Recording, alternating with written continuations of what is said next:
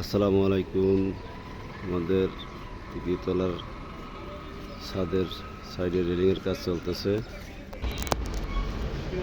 এবং এই তৃতীয় তলার সেন্টারিং গতকাল কিছু খুলছে, আজকে খোলা প্রায় শেষ পর্যায়ে।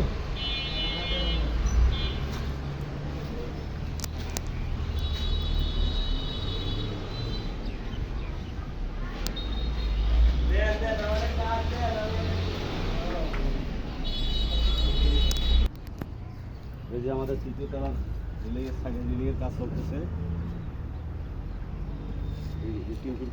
রেলিংয়ের কাজ চলতেছে।